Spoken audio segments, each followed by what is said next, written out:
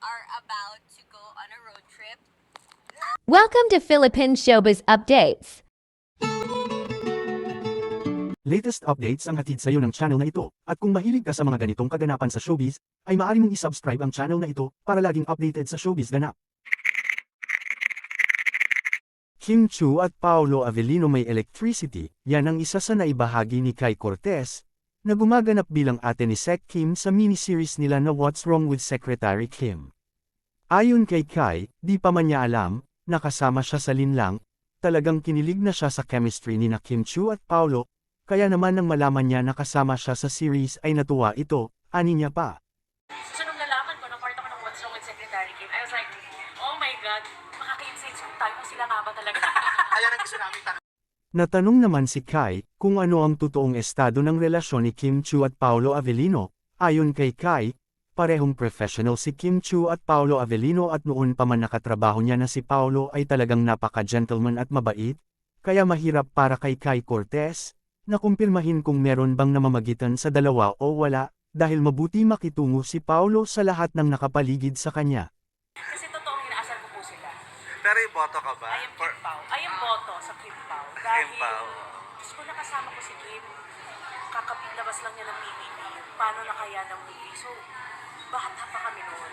And seeing her now, of kung paano siya nag-grow as a beautiful, sincere, kind woman, I know that she deserves the best.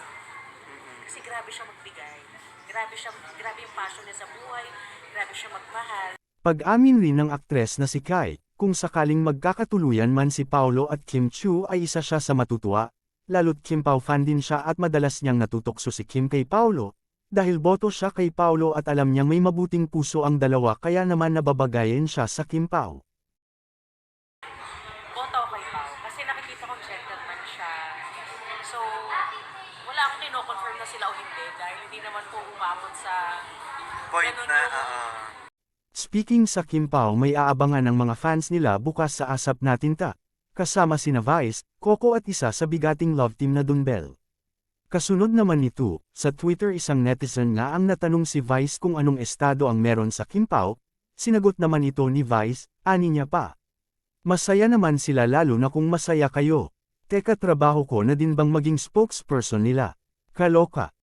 Samantala, road trip naman ang ganap ni Kim kasama ng mga friends na sina Bella Padilla at Darren Espanto, bakas sa mga mukha nila ang saya sa kanilang bonding.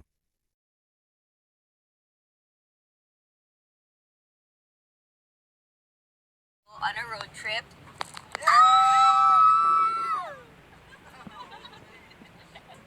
So we are about to go on a road trip.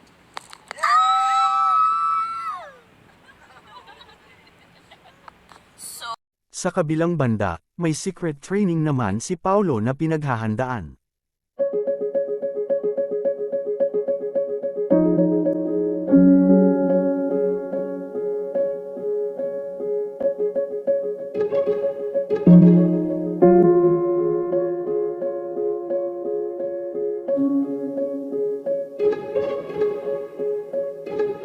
Don't forget to like, comment, and subscribe for more updates.